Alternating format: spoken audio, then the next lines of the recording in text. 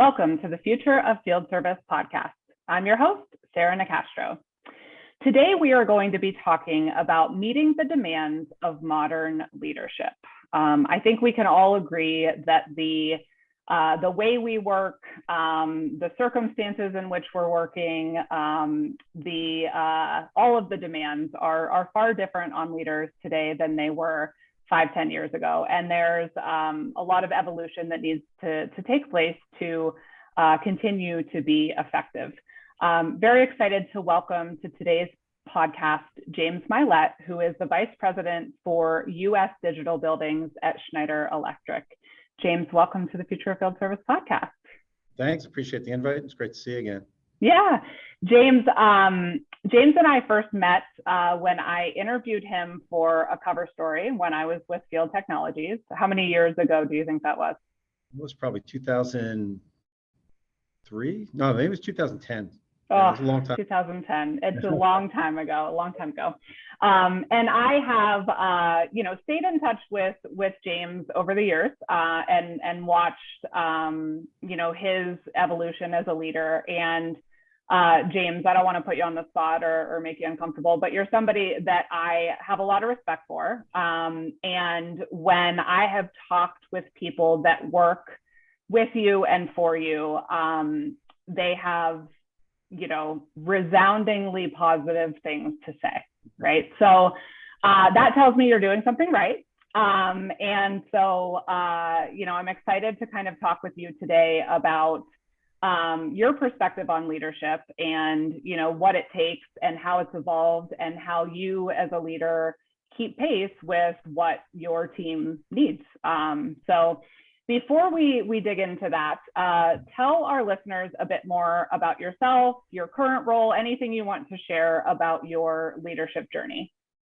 Sure, I think the path is a little bit untraditional, maybe the right way to set it up, but I went straight into the workforce out of high school. I grew up in New York. I was born in Brooklyn. I was surrounded by a family of police officers. Growing up, my dad was a cop. I've got 6 brothers, no sisters. 5 of the brothers went onto the job, as it's called. And but I think that environment, if I listen to what my dad said, that profession was a service profession. And when he went through the academy, there was actually a sign in the academy that reminded the NYPD that it said "at your service." And I think as I reflect back on his life, it was very much about service, and I think he instilled that in all of his sons. And so it's been an industry that I've gravitated towards, and I get a lot of joy from being a part of it. So as I mentioned, I went straight to work out of high school, moved to Texas when I was 17, graduated early, and went to work for an organization called MD Anderson Cancer Center. It's one of the premier cancer hospitals globally, and was fortunate to get hired by a guy named Andy Garral, who was at the end of his career. But Andy made me promise to go and enroll in an associate's degree program as a condition of employment.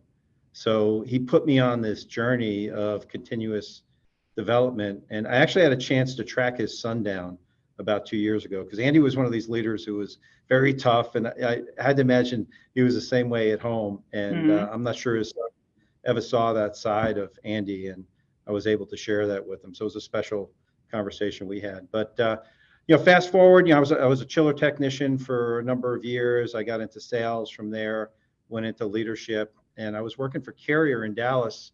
And similar interaction or inflection point for me, there was a guy named Pat Goodfellow that came down from corporate, and he announced this new employee development program. And he said something to me that I've never forgotten. He said that, and this is in the 90s, he said that your parents grew up in an era where if they showed up for work every day, worked really hard, and were loyal to the company, they could count on lifelong employment. Mm-hmm. And he said that deal doesn't exist anymore. Nobody talks about it out loud. But if you're working for a great organization, you can count on lifelong employability if you take advantage of the learning opportunities that they put in front of you. And he was putting a learning opportunity in front of us for tuition reimbursement and other benefits. So I literally that night I went and I tracked down an online bachelor's degree program, got signed up and went on a path. Years later, I finished my MBA, and I woke up one day and I was leading a $1.5 billion organization with about 4,000 service technicians. So it's funny, I talked to leaders today about this notion of imposter syndrome, and I've had a couple of those inflection points for myself over the years where you wake up and say, how did this happen? But today I'm privileged to lead the digital buildings business at Schneider Electric. It's a very vibrant, energetic, purpose-driven culture here, and it's helping me continue to build out a better version of myself. That's awesome. It's I don't think you just woke up one day and found yourself doing that. There's a lot of steps to getting there, but and I know this isn't the topic of our discussion today, but one of the things that's interesting about what you're saying is sort of the testament for the whole discussion that's happening right now about the opportunity that exists in the trades, right? So you sort of started out right out of high school, and you didn't necessarily start with the degree, right? Those came over time with some of the opportunities that were presented to you. But I think, we've had a lot of discussions recently on this podcast about sort of the talent gap and the great resignation and the need to evolve how we recruit and hire. And I think for both, individuals and companies,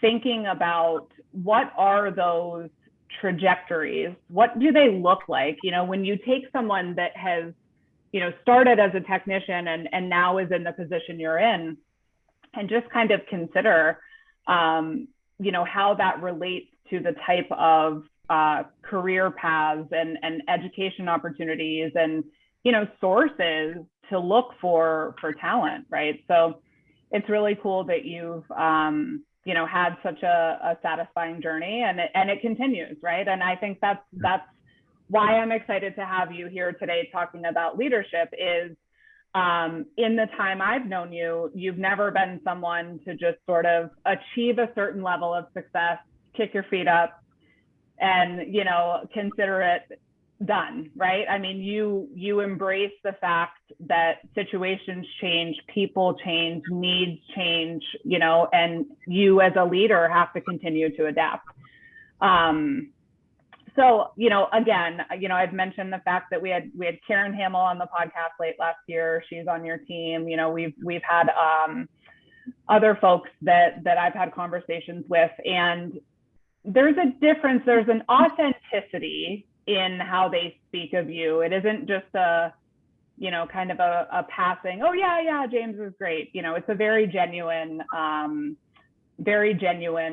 emotion. And so you and I connected, and I said, so listen, if people feel this way about you and you're doing something right, what do you think it is that, defines good leadership in today's modern era?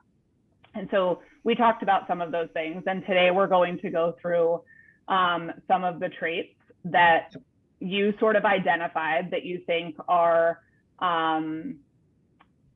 not only what makes you a good leader, but also what other leaders should be thinking about. How are they, honing these skills? How are they showing up for their teams in these ways? That sort of thing. So the first is resilience. So let's talk about resilience a bit. Yeah, in today's environment, it's hard to survive if you don't have that. And it's not just us. I know we've been working from home for a long time, all of us. And one of the things one of my leaders reminded me, as somebody's kid came into the view or a dog jumps in, we have to remember that we've invaded their space. They didn't just invade ours, right? And so there's a resiliency at home that a lot of our families are dealing with as well as we adjust to this that we're in. But I think our organizations get their cue from the leadership. And I can remember I was working for a CEO at one point, and we were going through a major change, and he pulled me in to see him. It's like going to the principal's office. What did I do is what's going through my head. And he made a comment to me. He said, we got 150,000 people in the organization, and it's probably 5 people that I can think of that the organization takes their cue from. You're one of them. So where's your head at? And he was checking because he recognized that if I wasn't on board, he would have a harder time getting the organization on board. And I had to remind one of our field technicians a few weeks back that, and this is somebody that's further along in their career, that you're now the person that you used to look up to. Mm-hmm. Right? and so think about that. You're the person that you used to look up to, and what is it about that person when you looked up that drew you to them? And if you had to inject some improvement in that, what would it have been? Because that's your opportunity today. So as we start thinking about, the 2.0 or the 4.0 or the 8.0 version of ourselves, what's that journey look like, and how do we individually get continuously better? And I think in this environment, if we show up tomorrow defeated because, and then fill in the blank on any of the challenges that pop up in this usual unusual that we all deal with every day, whether it's supply chain issues, or people our school district just closed down because they can't get teachers and they can't get substitutes, and I had one of my leaders tell me that it feels like he's living in a real world version of Jumanji, where every time you get through the tunnel, that light that you saw at the end wasn't the end, it was the entrance to the next tunnel. So personally, we have to check ourselves and make sure that we're filling our own buckets up to where our resilience levels are high, because our organization is going to get our cue from us. I think when I think about attributes, leadership attributes, mindset is one of the biggest things that's going to make a difference on whether or not you win or lose. And if you enter the battle with the mindset that you're going to lose, you're right. And if you enter it with the mindset that you're going to win, you're a lot more likely to accomplish that, right? And so as we've navigated through the pandemic, this has been top of mind for all of us. So simple things. So we had a leader at the beginning of the pandemic that works directly for me, that as we were trying to figure out what we're going to do, he said, hey, time out. Why don't we just get everybody to take the next 5 days and every day call a customer, and don't talk to them about business. Just check in on them and see how they're doing personally. Are you okay, right? And so it just helped us get focused on, one, the right things, reaching out customers first, put the business stuff aside for a little bit, reinforce the human interaction that has just been isolated from all of us, and then give us a sense of purpose so that we could move forward as a team. So I think those little things make a difference. And Justin Lavoie was the leader, and the organization took their cue from him that there's the path forward, and that's important. Yeah. Make sense? It does. And I think it's a really good point to, I like the point you made about reminding that field technician that he is in a position that he used to look up to, right? So it's, looking for the opportunity to show people the part they can play in that resilience. I did want to ask, obviously everyone has hard days, right? And so when you're having a hard day, but you know that you need to come in with the mindset of sort of, bringing that resilience, personal resilience, to be able to bring that to work, is there anything you do, or sort of any tips or tricks you have for bringing yourself back into sort of a positive space to be able to do what needs to get done?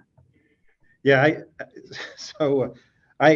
I'm better today at stepping away for a little, even just for an hour, just to exhale from situations. And I've got an Apple Watch, and it checks your blood pressure and tells you when you need to breathe. And I was actually on a conference call a couple of months back, and I was getting agitated about a situation, and my watch went off and said, you need to breathe, take a breath.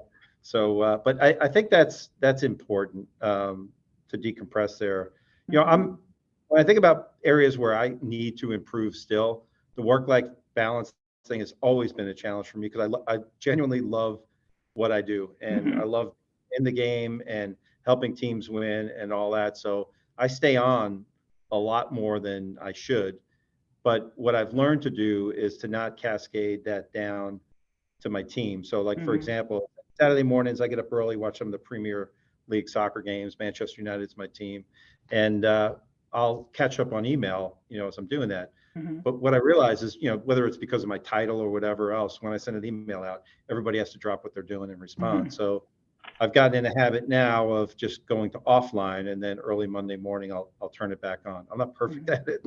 I'll still drop one out every Sunday, every once in a while, but things like that help. But no, I think just, having the willingness to step away and take a moment makes a difference. The other thing that I always try to do is stay focused on the long game. So when you're trying to make big change in an organization, it never happens in a big step. Very, very rarely happens in a big step. It's small incremental steps over a long period of time that make the biggest lasting, sustainable change. So the 5 whacks at the tree every day analogy, eventually it's going to fall down over time. So I try to stay focused on that as well. The piece that keeps me energized, it's the little reflection points that happen 3 years after that. I was in a meeting with a lady that worked for me, and we got through with it was a big meeting, another organization, and we all split up, and she came back into my office and she said, I don't know how you put up with this stuff. It was one of those conversations because it was one of those meetings. And so we had a brief conversation around it. And then the mail came, and I got this letter from a technician that used to work for me that had gone back to school. And this is like 5 years later. And it was an invitation to his graduation in El Paso. And I walked across the building to Kathleen and showed her this and said, this is why. It's a little stuff like this that, keep your eye on the long game, and it gives you the resilience to step through those tough days. So. Yeah. I think there's two things I just thought of when you shared that story. One is patience is a big part of resilience, and then 2 is perspective, right? So if your view is too short term, it's a lot easier to get frustrated and burn out. If you can look at the long game, right, it kind of helps you understanding that you can't win them all, right? But you win enough that it adds up to a lot of progress. Inventory the progress too. I mean, that's that's something that I don't think that individuals give themselves enough credit for. And I think as a coach, it's part of our role is just to point out, call time out, just help people understand how far we've come on a particular topic. So yeah, we didn't get all the way to here, but look at where we started, and my bend is towards aspirational targets. I'm one of these folks that we're in this room. I'm in here the month after I started in the role that I'm in, and we're meeting with the team about our digitally enabled services and where we were at that point in time. And we got the data up on the screen, and it was a shock for everybody how low it was at that point in time. It was low single digits. And this was having service agreements that are truly digital first, right? That's the interaction with the customer, all that. So we talked about where should we be, and the team said, 2 years from now, we should be twice where we are. That's a big step, from where we are. And I said, yeah, that's, I think we'll hit that. I'm not that smart. I'd probably set a crazy target like 50. And we all know we'll never get to 50. We'll probably only get to 40, and so sure enough, the team got there. And, this past year, we finished up right at 50. And it's a good calibration point for the team as they step back and look at what they got accomplished compared to what they thought was possible when they focus on something and have a plan and passion around it. There's a movie called Facing the Giants that there's a clip in it called, if you can go onto YouTube and type of Facing the Giants and Death Crawl. And it's this clip where this coach is trying to get this football player to this crab walk or whatever you call it, where you're on your toes and your fingertips and you're trying to go up the field. And he says he wants to do it with one of the other players on his back. And he says, well, I can go to the 50 without him. I could probably go to the 30 with him. And the coach says, I don't want you thinking about where you're going. And he put a blindfold on him. So I don't want you, limiting yourself by what you see.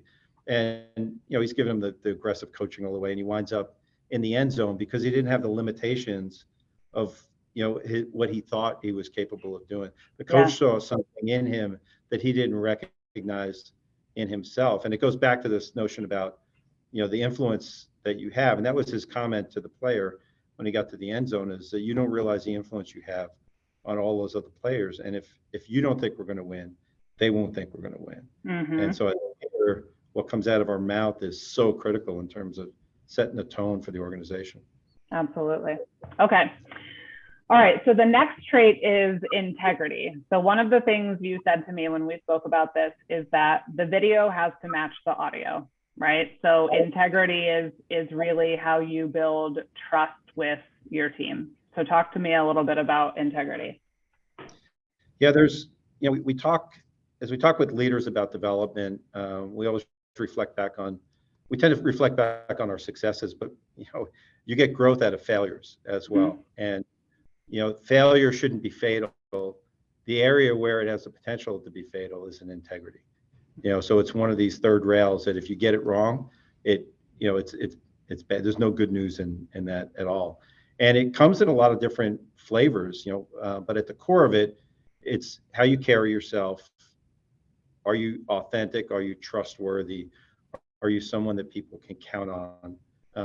Are you transparent? Which that's actually a word here at Schneider that's at the forefront when we think about our core values. It's right up front. I love the fact that we put it up on the table because it sets the tone, even in interactions, that there's a transparency to the conversations that we have. But one of the leaders on my team, when I stepped into this role, we were talking about this topic, and he made the comment that your intent comes into the room before you do, and it's a good calibration point on that front. I've had to clean up some really ugly situations where you just sit back and, what were people thinking? You try to get inside the head of somebody that made that decision, that was just clearly off the rails. I interviewed a guy for a job years ago that was with a big school district. He was wanting to come to work for the company I was with at the time. And his team that was underneath him at the school district, there was two characters on the team that did something that was blatantly illegal. I mean, it was no question about it, but it happened on his watch. And so the question that one of the panel interviews asked is, how do you reconcile that? Because this guy had the TV crews following him around to interview him. It was like one of those big interviews. And he talked about the relationship that he had with these two individuals, and how when one of them had gotten sick, he used to go to their house and drop off food to make sure they were okay, and which speaks to the quality of this person we were looking to hire. But he said the thing that's been the toughest thing for me to choke down is that no matter how tall the firewalls are that you put up, it's difficult to overcome the malice that might be in an individual's heart, right? And so I think when I think about integrity as an organization, the antibodies for that malice is the culture that you build and the purposeful intent on culture. We have one of our pillars is embrace different, and inside of that, in the language, it has a comment in there that we call out bias where we see it. So you think about that. You're on a job site and you see something. What do? Do you step up? Do you speak up? Or do you just look the other way and keep going? Our core value says you're calling it out. And so it's that type of culture build that creates the antibodies against the wrong behavior on the integrity front. Yeah. It can be so hard to call those things out too. I mean, you always think about it as, something conceptually, it all makes sense.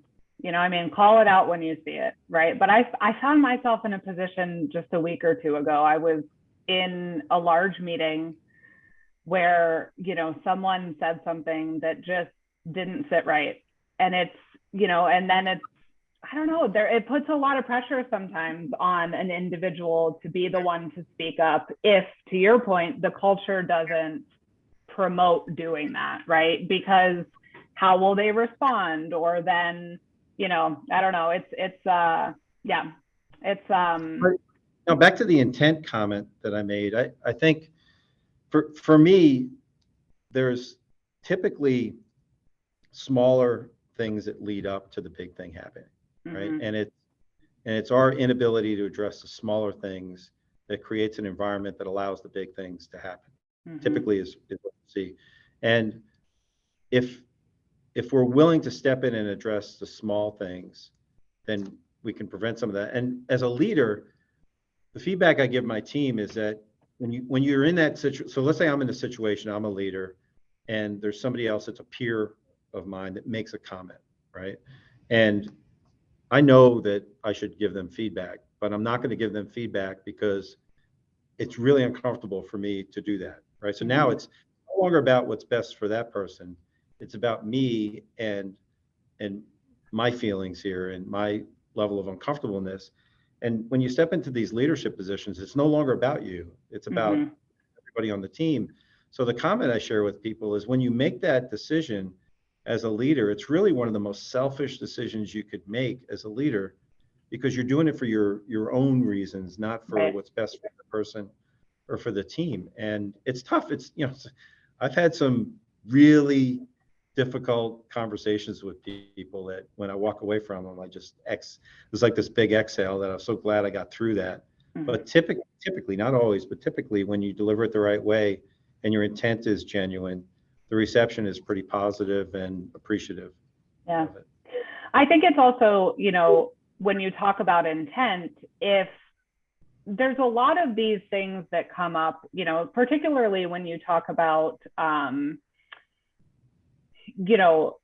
diversity, equity, and inclusion. Okay. So there's a lot of things that come up that they're often referred to as microaggressions, where the person that may say or do something that you feel you need to point out doesn't have malicious intent, but just is not aware of how that statement, could be perceived or that sort of thing. And so, it's one of those things where certainly someone who has, ill intent, that's easier to address in the sense of it's more glaring. It's, some of those other things I think is where it gets tough. But you're right. I mean, you have to, not think about it in terms of your own personal comfort zone, but think about it in terms of the intended outcome and the benefit of helping someone who isn't intending,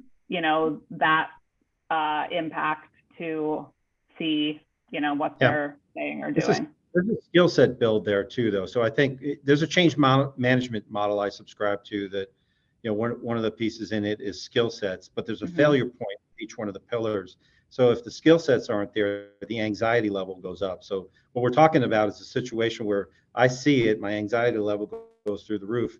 And typically that's because I don't have the skills to have that conversation effectively, or I don't have the confidence to do it. So we make a lot of investment in those specific skill sets to have those difficult conversations. So things like softening statements, hey, Sarah, would you mind if I gave you some feedback? Some skills on how to deliver feedback in a way that is more likely to be captured and acted on makes a big difference in terms of how you approach it. But yeah, I was in a meeting probably 6 months ago, and somebody had one of these Yeti coolers, and it had something on it that just was in the context of everything else that's going on.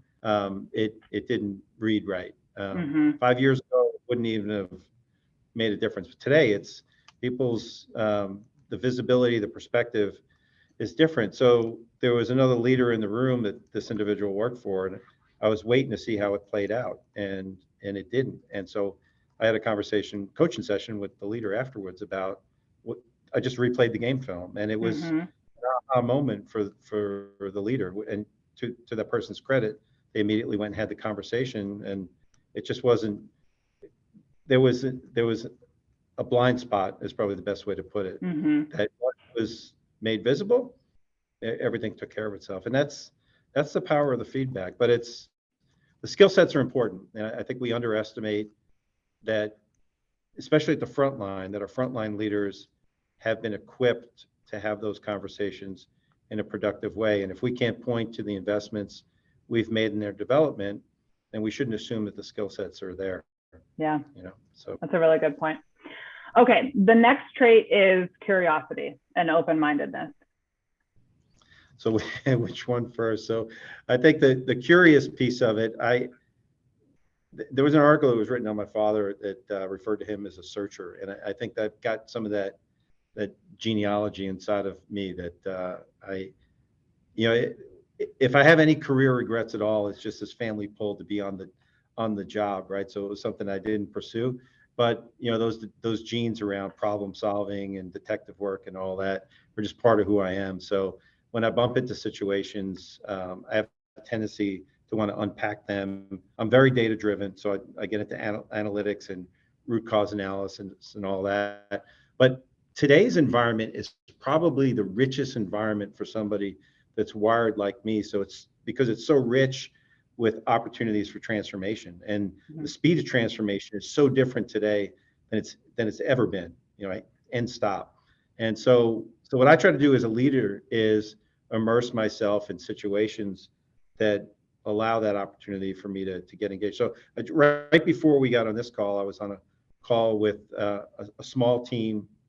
We have an agile project that we're working through to help our customers sort through how to gauge what the health is of their building, right? So are there simplistic things that we can do to help our customers address the whole healthy building situation? And, I asked some questions in the last session that they followed up on, and, I'm learning as I'm going through this of what can be done. So that helps. I think the other thing for me is just surrounding myself with people who are going to be bent on going on those explorations.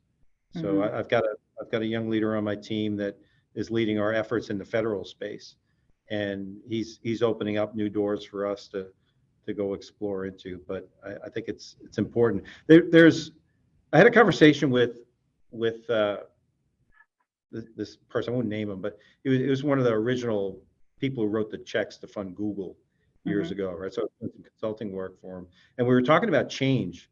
And one of the people in the room was talking about the buildings industry, and he made the comment that there's a lot of gray hair in that industry, which meant it's going to be difficult to drive change. And this person's reflex comment was, it's not the gray hair that concerns me, it's gray brains. And I asked him, what do you mean by that? It's old, antiquated ways of thinking that aren't relevant today. They were relevant 10 years ago, 15 years ago, but they're not relevant today. And when I think about the pace of change here and how quickly things move, if you're not willing to take the steps to stay relevant, you can quickly go past your expiration date. Even with some of the things that I used to subscribe to, leadership models that I wouldn't dream of applying today. I just and there's people that I work around and colleagues in the industry that disagree with me on this topic. So there's things in the Jack Welch playbook that were just part of who I was as a leader, that I don't do those anymore. There's pieces of it that I still subscribe to, but top grading is an example for me personally. That's not what I'm about. I think there's a seat at the table for everybody if they have the right attributes and the right fit factors for the organization. You put a post up on LinkedIn yesterday with your T-shirt, said "Doing my best." Yeah, and I think there's a quote. It says something to the effect of, "Comparison is the thief of all joy." And so that's new learning for me. I was going through a book called Chop Wood, Carry Water. Somebody recommended it to me, and I picked up on that in the book, and it just really resonated because so much of these old models were all about these comparisons, and it's, for me, when I think about continuous improvement, it's the 2.0, 3.0, 4-point version of me, my team, my organization compared to where we were. And when I think about comparisons, I think I'm better served to compare us to where we were and where we're going, where we aspire to get to, and compare us to our ability to meet our customers' expectations than I am against the market. So. Yeah. I really like that, James, because I think that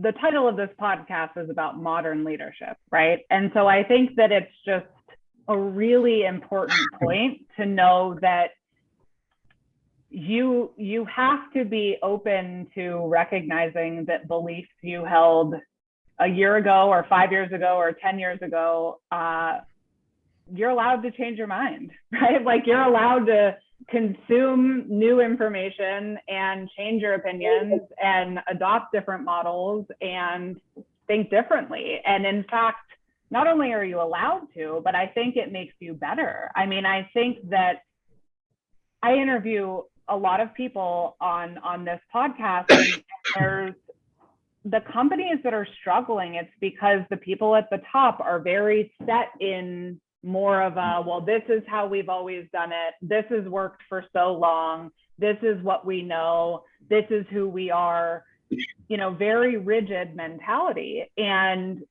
it's not it's not really conducive to innovation, and innovation is key to success in, you know, the landscape that we're in. So I think that that willingness to evolve, not just with your team or as a team or to meet customer needs or as a business, but as an individual, you know, to reflect on and reconcile when your beliefs change or when your perspective on what works or what doesn't changes. Like, I think that makes you better. I think that's a really good thing. So you know, one of the models I subscribe to is from the Partners in Leadership, this Oz principle, and it basically says that your beliefs, like when we talk about beliefs, your beliefs are really driven from the experiences that you have.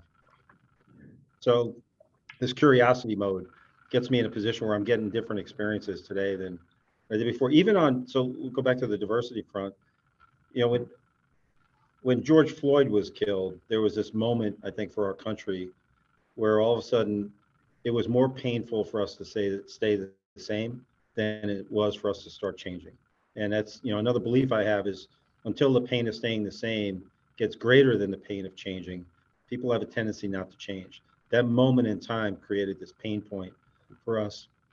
My reflex was to reach out to this resource group that we have here that I was the executive sponsor of and check in and see how people were doing. And I learned so much I don't get surprised that often. I got surprised at how little I knew especially in this area, because it's something I've been passionate about for a long time and have prided myself in being engaged and active and, you know, all the rest of it.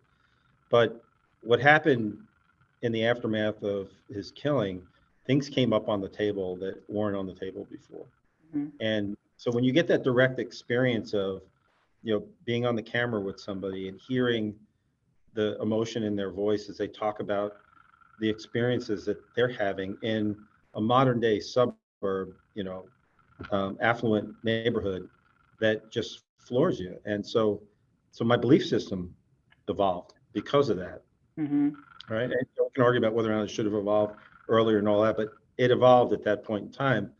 And I think had I not been willing to reflex into that conversation, I wouldn't have gotten that in the moment experience, mm-hmm. and I wouldn't have moved as fast as I did. So I think that's, you know, if I've got coaching for people, it's you have to continuously find a way to put yourself out there, mm-hmm. and get close to the front. I mean, there's Six Sigma stuff that says, you know, if you want to solve a problem, you got to get within 12 feet of where it's happening, right? This Gemba walk type stuff. But I think that applies to leadership too. You got to be willing to put yourself out there, mm-hmm. where you can see at the front line what's really going on. Yeah. You know, that post you mentioned on LinkedIn with my t-shirt, doing my best, you know, I got that as a reminder to myself, because there's a lot of the things you said earlier on, you know, resonate. I mean, I am super passionate about what I do, but that makes it really hard to have good balance. And, you know, I have young kids and, you know, there's just, so sometimes I have to remind myself, like, I'm doing my best and that's going to look different every day, you know, whatever. Someone commented and said, tell that to the KPIs, you know, and I laughed because it was funny. But at the same time, I mean, there's a balance there too, right? Like we're not machines, we're human beings. And I think the more that as leaders and, you know, company culture wise, we can just understand that, you know, recognizing that our best looks different every day and recognizing that we can't compare our best to someone else's best. We're comparing our best to our best yesterday and our best the day before that, ultimately will improve the KPIs. You know, like I firmly believe that if we can just treat people as humans and, you know, and I think that is really kind of a root of those leadership philosophies. You know, I mean, everything used to be very, very productivity driven, you know, results at all costs, individualistic, you know, and that has evolved a lot. And I think it's for the best. you know, changing the thinking of people though, that no one's saying, I'm doing my best every day. So today, I don't care about the KPIs, right?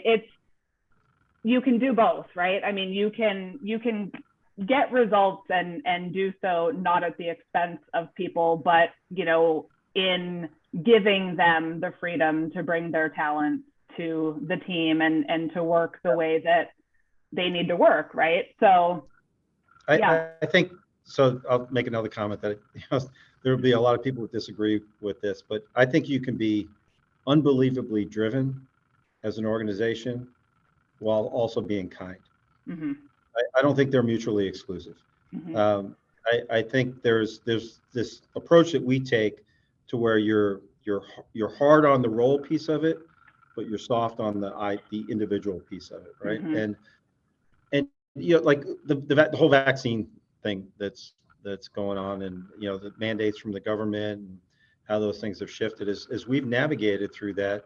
The thing we were all clear about as a leadership team is that in our core values it talks about embracing different viewpoints, Mm-hmm. right? And there's a lot of different viewpoints on this topic, but it's viewpoints from people who are all part of our family, right? Mm-hmm. So we're going to make business decisions that are the right thing to do to move the business forward.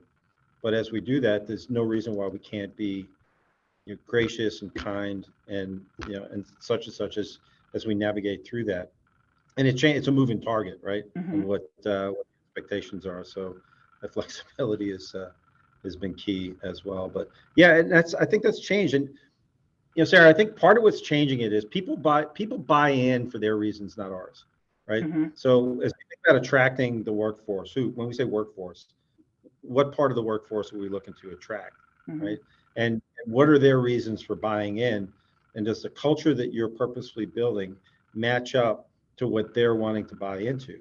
And Mm-hmm. so when we talk about having an organization that's focused, that's purposeful, that's driven, that's going to achieve great things, while is also being benevolent and kind and gracious, that's a great combination to have. And it's a value proposition that absolutely resonates with the emerging workforce. When we talk about Mm-hmm. sense of purpose, I love the fact that we are, as an organization, are so focused on sustainability and helping customers solve those problems, because there's a higher purpose to that in terms of the planet, what we can do to make a dent in carbon emissions through the work that we do. So for our people, when they look to come to work here, they see a path to having meaningful purpose in the work that they do. I think part of my job is to connect the dots and remind them how what they just did had that impact. Your willingness to get out there and work in the hospitals in this kind of environment, think about the impact that's having in terms of helping the doctors to save lives by making sure that the environment is clean, it's safe, it's filtrated, all those things. And when you're in the middle of it, you lose sight of that. I hope you've enjoyed the session with James so far.